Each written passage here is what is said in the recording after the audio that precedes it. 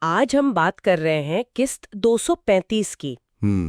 اس میں کافی گہما گہمی تھی، خاص طور پر نکاح کے حوالے سے۔ جی بالکل، نکاح کی تیاریاں، پھر خاندان کے اندر کی کشیدگی، فرات کی شادی اور وہ باران کی تفتیش فکری کے بارے میں۔ ہاں، تو مقصد صرف یہ نہیں کہ کیا ہوا، بلکہ یہ سمجھنا ہے کہ ان رشتوں میں، ان مجبوریوں اور رازوں کے پیچھے اصل میں چل کیا رہا ہے۔ چلیں پھر شروع کرتے ہیں۔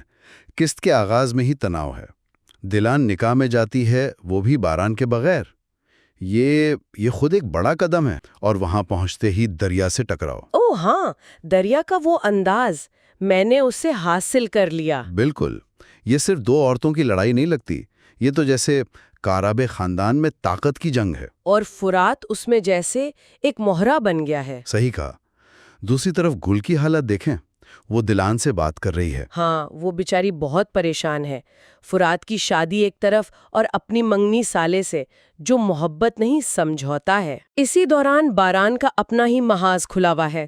اسے بابا سے پتا چلتا ہے کہ فکری ملنا چاہتا ہے۔ ہاں، وہ فکری جس نے دلان پر حملہ کیا تھا۔ اور وہ شاید بتائے گا کہ کس نے بھیجا تھا۔ اور باران اکیلے جانے کا فیصلہ کرتا ہے۔ فکری پہلے کہتا ہے کہ اسے ایک عورت نے بھیجا تھا۔ صرف عورت؟ کوئی تفصیل نہیں؟ نہیں، اور اسی الجھن کے بیچ نکاح کی تقریب شروع ہو جاتی ہے۔ قاضی صاحب خطبہ پڑھتے ہیں، دریا فوراً قبول ہے کہہ دیتی ہے۔ ہاں، وہ تو جیسے بے چین تھی۔ اب سب کی نظریں فرات پر ہیں۔ لیکن مجموعی طور پر قسط ایک بہت ہی نازک موڑ پر ختم ہوئی۔ بالکل، فرات کا جواب ابھی باقی ہے، اور فکری کی دی ہوئی معلومات وہ کس طرف اشارہ کر رہی ہیں۔ وہ محبت چنیں گے، مجبوری، خاندان کی عزت یا انتقام؟ اور آخر میں ایک سوال، فکری کا حلیہ بدلنا، جوان لمبے قد والی لڑکی کا ذکر کرنا، کیا یہ جان بوجھ کر کسی پر شک ڈالنے کی کوشش ہے؟